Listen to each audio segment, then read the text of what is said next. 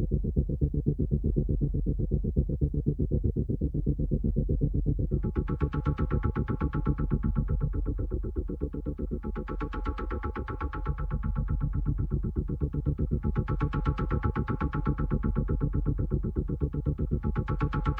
samozřejmě všechny praktiky, když se někdo soustředí pomocí zkušenosti zenových mistrů, tak do jisté fáze je ta možnost toho soustředění přijatelná i pro křesťany.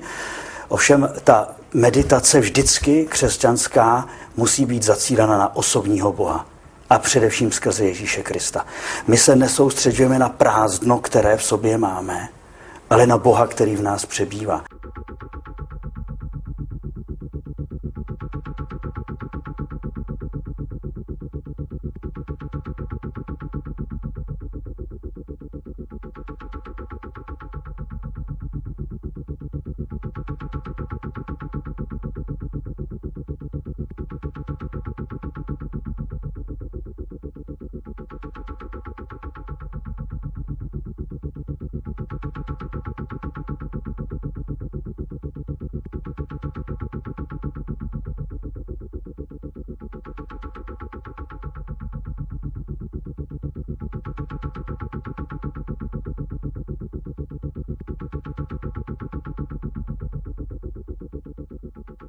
A není tedy všechno, co je z východu, pro nás špatně? No, pro nás. Není to samo o sobě špatně. Už koncil učí Ad Gentes, že právě ta veliká dějinná náboženství a všichni ti, kteří hledali Boha skrze nějakou náboženskou cestu, jsou na cestě ke Kristu. Problém je pro křesťana, který už zná Krista, okusil ovoce ducha a obrací se k těmto cestám. Pro ně je to de facto apostaze, odpad od pravé víry. A to je prostor pro toho zlého, kudy on přichází.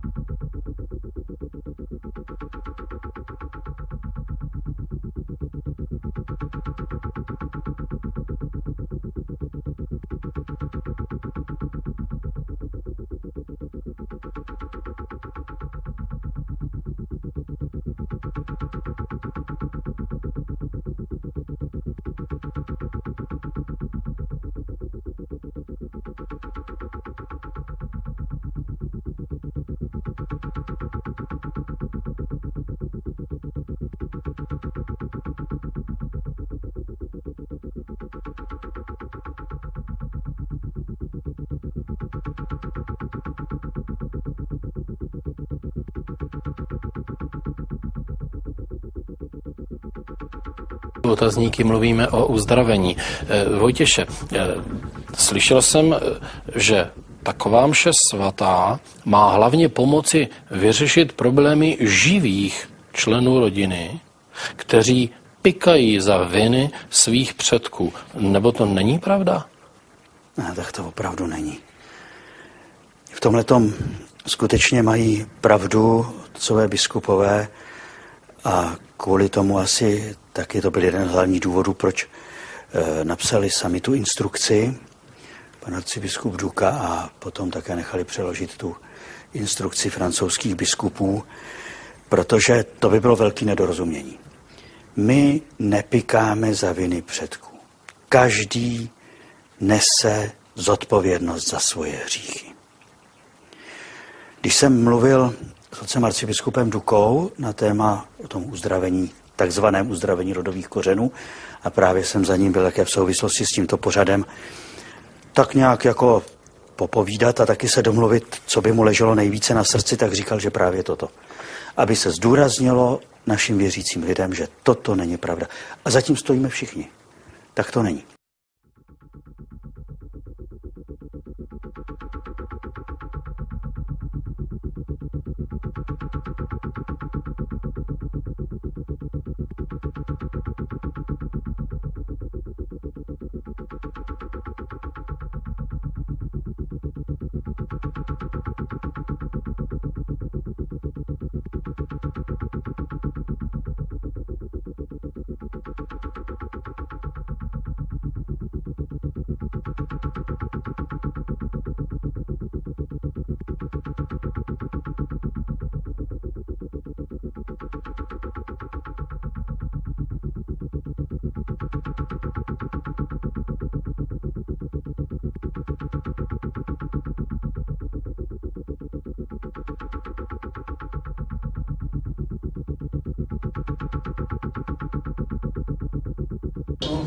Ste tu rôzneho náboženstva, vierovyznania. Není len jediná cesta katolícka do neba. Úprimní evanjelici dostanú sa do neba. Českobratskí dostanú sa do neba. Moslim dostane sa úprimný do neba. Žid dostane. Úprimne neveriaci príde do neba. Kto úprimne hľadá, určite tam príde. Ja som katolický kňaz, preto katolický horský vodca na vrchol. Ale sú aj iné cesty dobré, čo do cieľa. Áno, cieľ je dobrý a teda tie cesty sú dobré. Nehovorím, že sú rovnako bezpečné, rovnako obťažné, ale sú dobré. Čiže úprimný človek žiaden sa nestráti, nebojte sa. Jeden tú istú bytosť nazýva Boh, druhý ju nazýva Jahve, ďalší Adonaj, ďalší Allah, ďalší príroda, iný vyšší princíp. Nazvi si to ako chceš.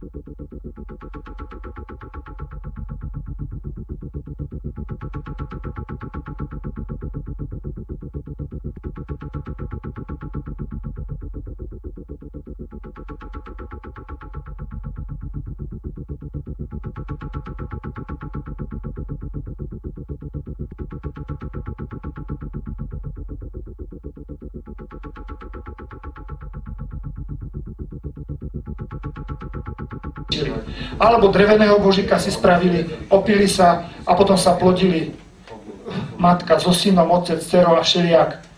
Nie to je nebezpečné, že si sa sklonil pred bronzovým bohom. To, čo ide za tým, je nebezpečné. Ak sa skloníš pred Molochom, budeš svoje dieťa obetovať jemu a strátiš syna, vraždiť si budeš syna, dceru. Nie to je nebezpečné, že sa skloníš pred kamenným bohom. Ale keď sa skloníš, to, čo ide za tým, je nebezpečné. Budeš si skaličiš si svoj život, zničíš si zdravie. Nie to je nebezpečné, že sa skloníš pred dreveným božikom, ale to, čo ide za tým, je nebezpečné. Však, prosím, budú sa ti rodiť deti debilné, alebo ja neviem, postihnuté a tak ďalej.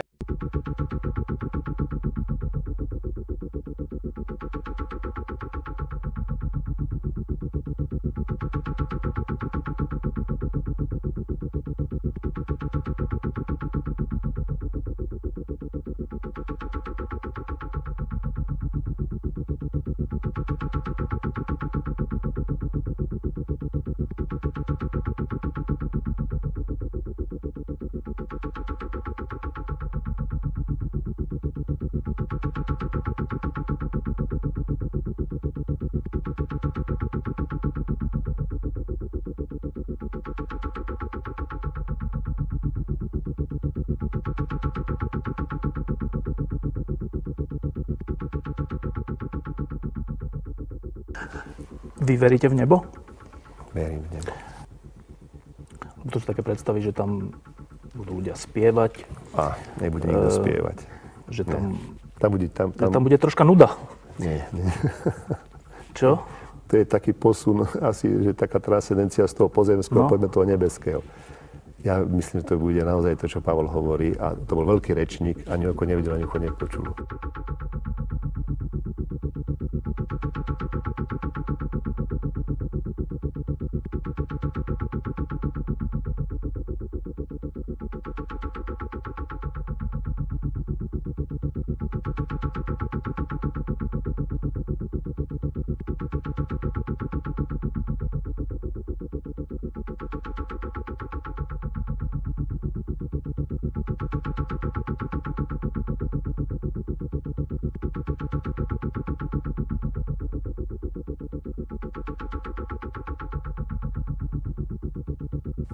Veríte v peklo?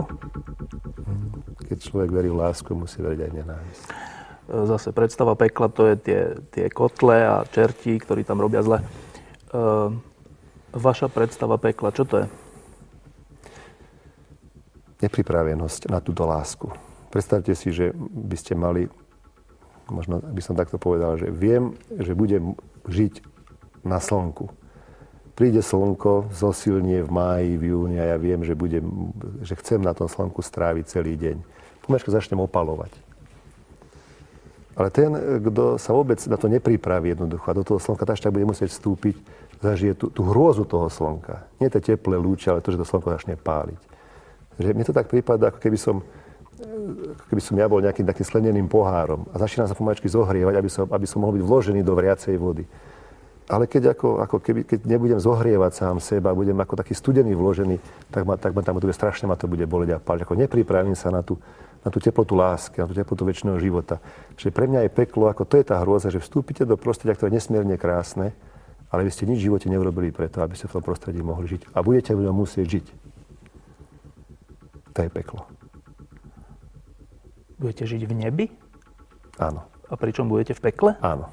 Takto si to predstavujem? To som ešte nikdy nepočul. Áno, presne tak. Ako keby vás niekto objal, do vás miluje, ale ste sa nejako nedisponovali k láske k tomu človeku. Pre vás to objatie bude hrozné.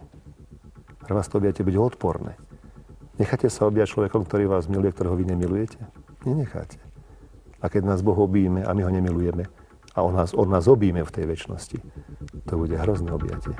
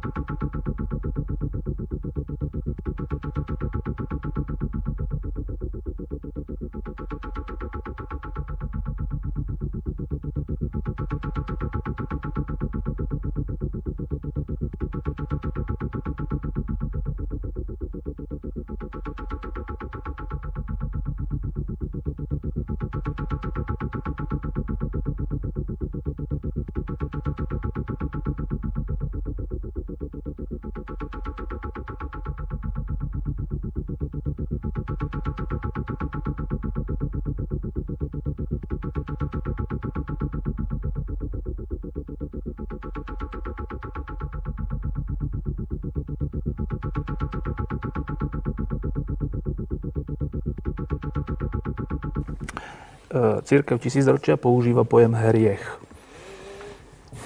Čo je to hriech? Možno, ako hovoríte, treba prepracovať toto slovíčko. Priznám sa, že takto aj neskoro v noci ako tak správne zareagovať, povedať, možno, že hriech je nesystémové konanie v zmysle lásky.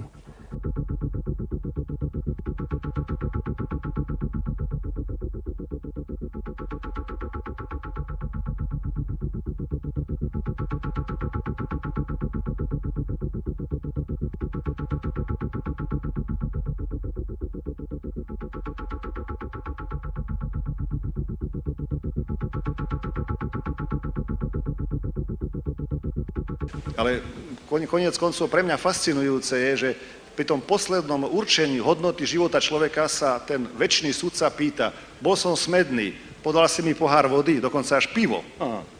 Ani, vidíte, rybníček. Rybníček je zachránený, no. To je... Áno. Áno, áno.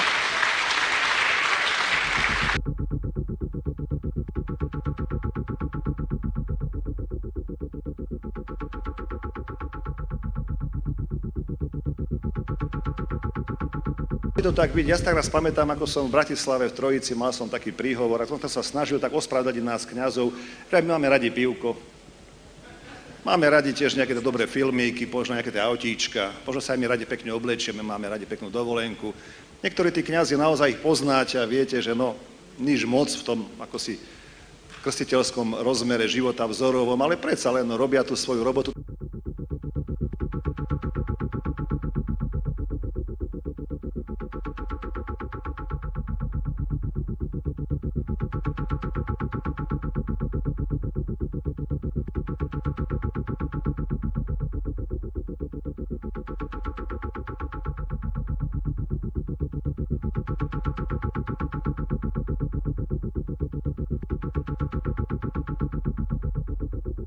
Ja mám poslednú otázku, ktorá znie smiešne, ale ja ju myslím vážne. Na obidvoch. Myslíte si, že Pán Boh je na pohode? Pán Boh je najväčší pohodiak.